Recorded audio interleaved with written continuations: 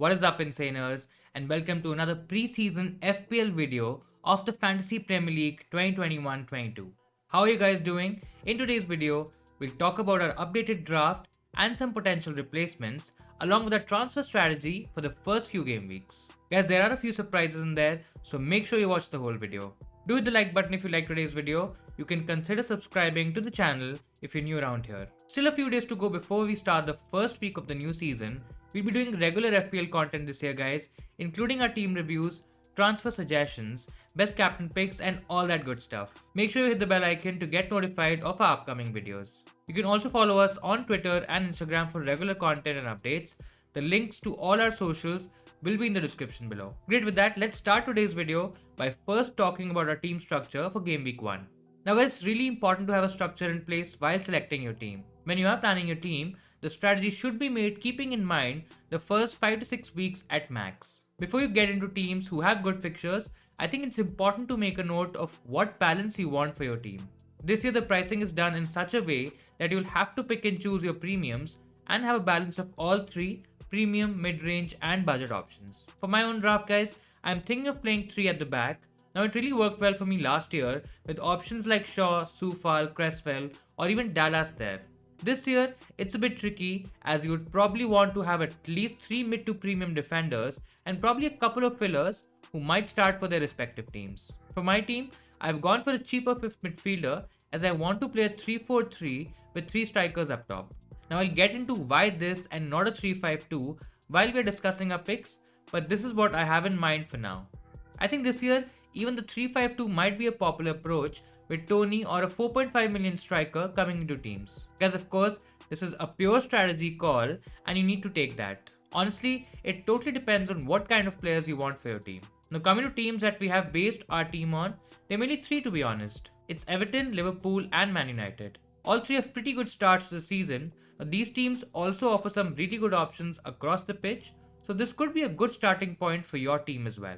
Now diving straight into our team, guys, and we haven't really changed anything in terms of goalkeepers. I think for our starting goalkeeper, we've gone for Sanchez from Brighton, who is nicely priced at 4.5 million, and I think we're pretty set there. In terms of the first 6 fixtures, now Brighton is playing the likes of Burnley, Watford, Brentford and Crystal Palace. These games look really good for the Brighton defense, which was pretty solid last year. Guys, expect them to keep it tight against these teams and probably even get a few clean sheets there.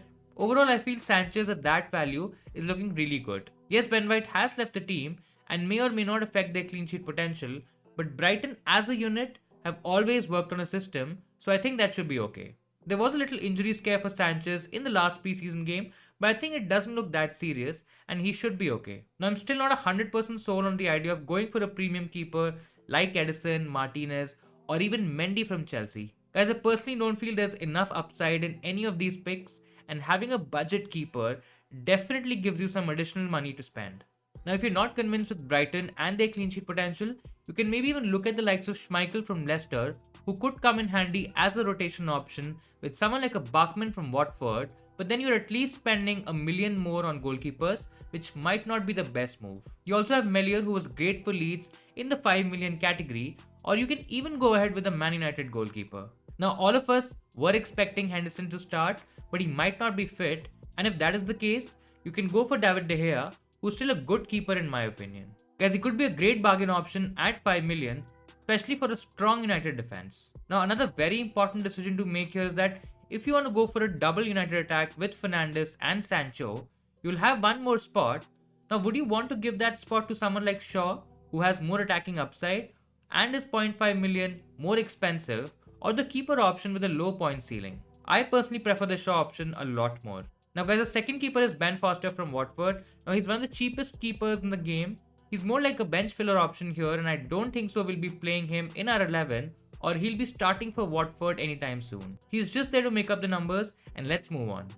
Coming to defenders, we've gone for one premium defender in Trent Alexander-Arnold, guys. He's the most expensive defender in the game, so if you are looking to save money in defense, you should probably look elsewhere.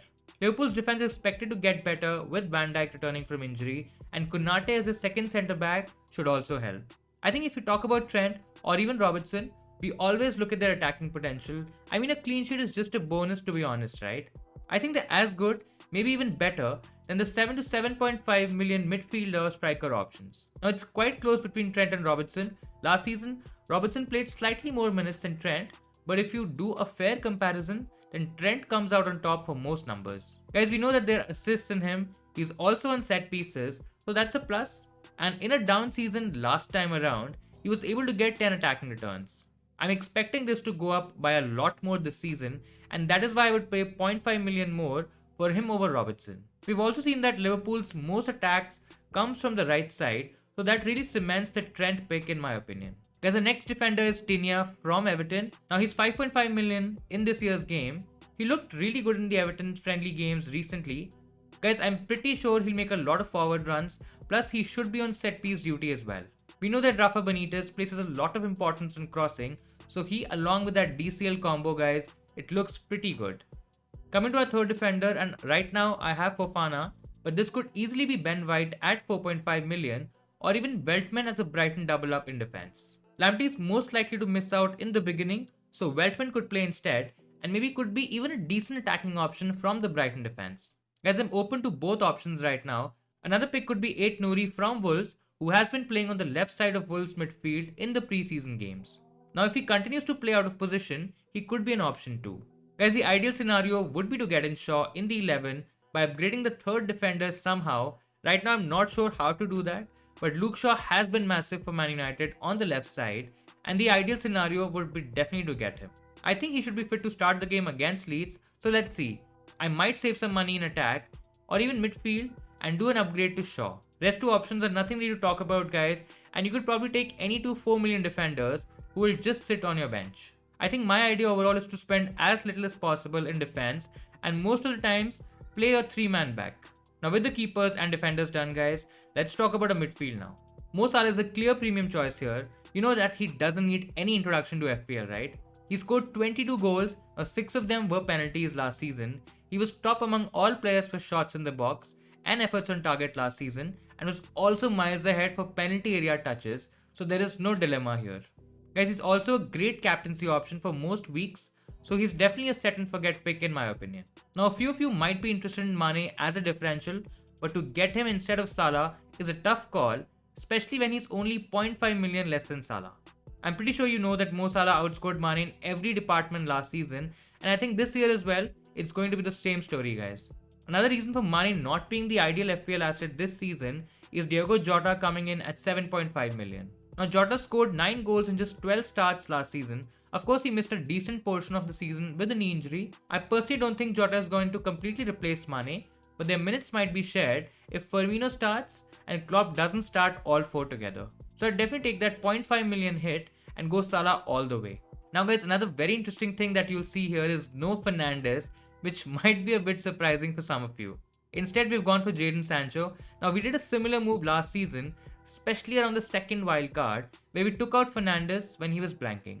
Now this year it might be a bit different. With Sancho coming in, it's obviously a risk going in for him instead of Fernandes, but his numbers in the Bundesliga have looked really promising. His chance creation averages last season were better than his United teammates. I get that the German top flight is different from England, and we've seen the likes of Timo Werner and Kai Havertz struggle to adapt in the Premier League after posting some decent numbers in the Bundesliga. So the risk is there. It's whether you want to go for the premium and definitely the much safer Fernandes pick. Guys, one conversation that has been doing the rounds in the FPL community is whether Ole might switch to a 4-3-3. Now if such a thing happens, Fernandes' creativity might come down and he might have to depend on set pieces or even penalties for a lot of his returns, and Sancho in that case could become a better FPL option. Another thing to note is that Sancho mostly won't be on penalties, maybe not even on set pieces, given that Shaw and Fernandes will be heavily involved. I think the decision is pretty clear. If you're okay taking the risk and are smartly investing the additional money elsewhere, I think it could be a bold but a great call. Guys, keep in mind that going against the crowd, especially when the player performs, could go horribly wrong. So if Fernandes starts scoring like crazy amount of points and Sancho is not outscoring him week on week, you will end up going down. So please do keep that in mind while making this decision. Moving on, guys, now with that additional Sancho money, we have been able to get Son as a second most expensive player and the only Tottenham asset in the team. Now for a lot of people, the Kane situation will determine Son as an FPL pick. Contrary to popular belief, I think Son's performance, if Kane leaves, could actually improve. He played a very few minutes last season without Kane, and the numbers didn't look encouraging. In Son's defense, the sample size is quite small, and the games were against Chelsea, Liverpool, and Brighton. Now, all of these games are also in the second half, where Son's performance relatively dropped.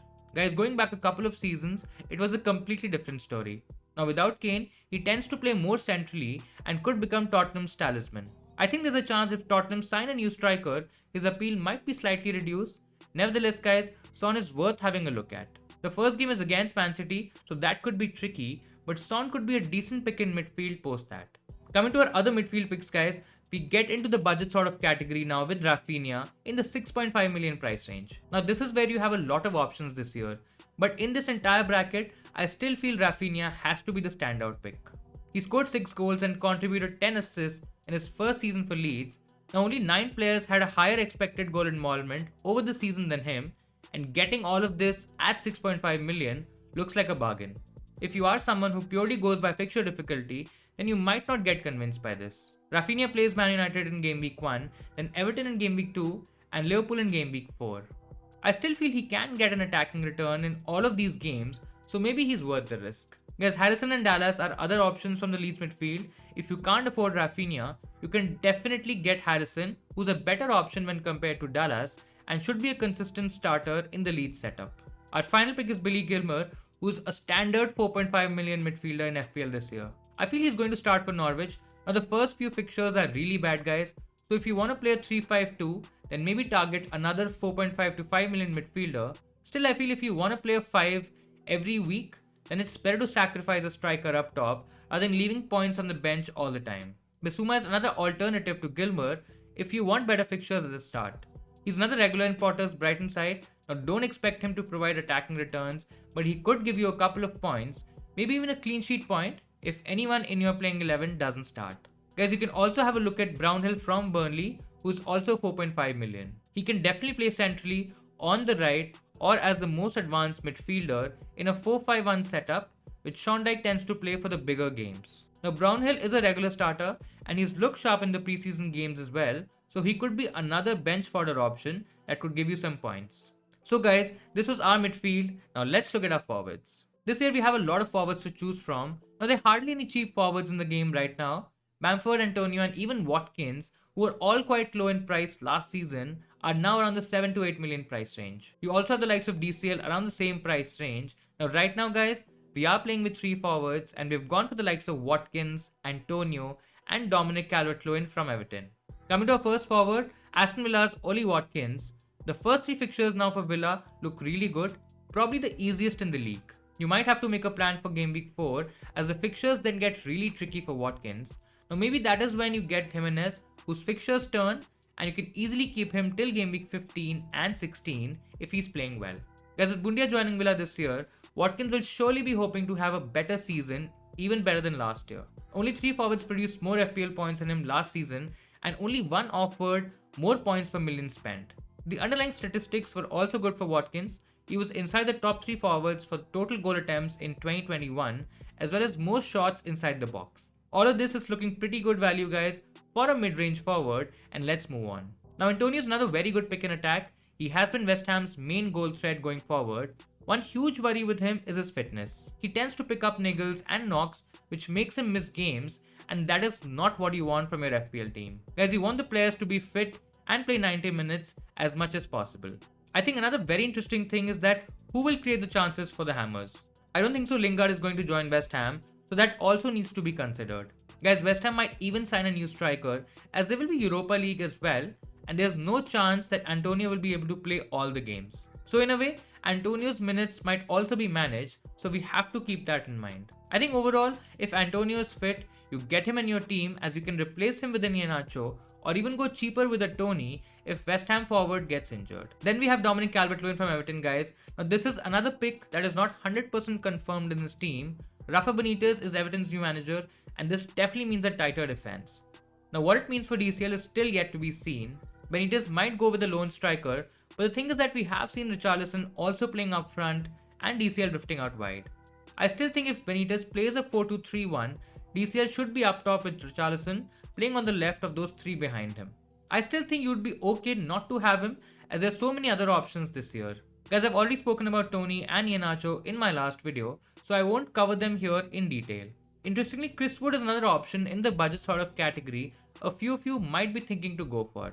Guys, between game weeks 27 and 38, he scored 8 goals, the third most among forwards. He got 3 assists as well, taking him to 11 attacking returns for that period. Now guys, during that run, Wood had the second most big chances among all forwards, while only Iheanacho registered more shots on target from this bracket. I'm telling you guys, these are very good numbers, but then Burnley faced Brighton and Liverpool in the first 2 game weeks, and then Leeds, Everton, Arsenal and Leicester in the next 4. He might become an option later on in the season, but for now, he's in a void. So guys, this was our updated draft for game week 1. We have fixed on a few players like Salah, Trent, Digne, maybe even DCL, but a lot could change before the deadline. Let me know in the comments below what players have you gone for. Are you taking a risk at the start or going template? I would love to know your thoughts. That'll be all from my side guys. I hope you liked today's video. Now give it a thumbs up if you found it useful. Make sure you subscribe to the channel and press the bell icon.